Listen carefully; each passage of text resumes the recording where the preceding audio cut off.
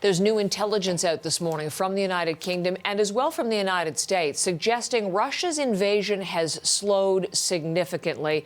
Part of the reason is it is coming up against a fierce Ukrainian resistance. David Cochran is on that story, and he is in our bureau in London. We get these regular tweets and social media posts from British intelligence, David. They're quite extraordinary. What does the latest tell us?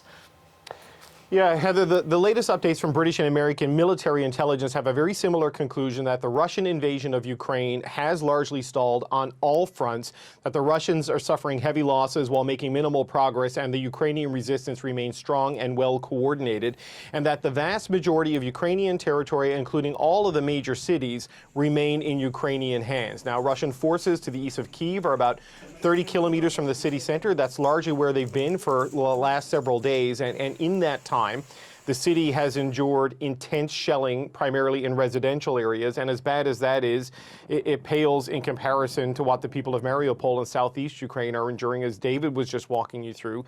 That city remains isolated. The Russians are pounding it with deadly long-range artillery.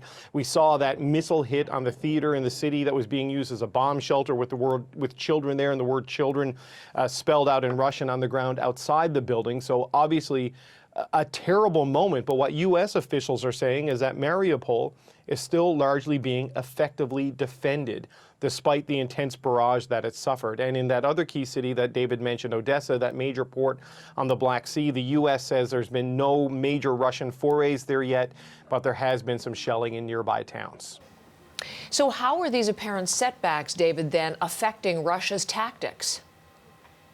Yeah, well, what the UK military defense is saying is that Russia has probably fired off more rockets and more missiles at this point in the invasion than it originally planned. And as a result of that, the defense ministry is warning that Russia may be resorting to what it calls older, less precise weapons as its supplies run low. And that puts civilian lives at risk. Things are going slower than Russia expected. It's failed to take effective control of the airspace, and all of that is eating into Russian supplies of its more modern air-launched munitions and forcing them to use the older, less effective ones. So this is sort of their assessment of the state after 3 weeks of war.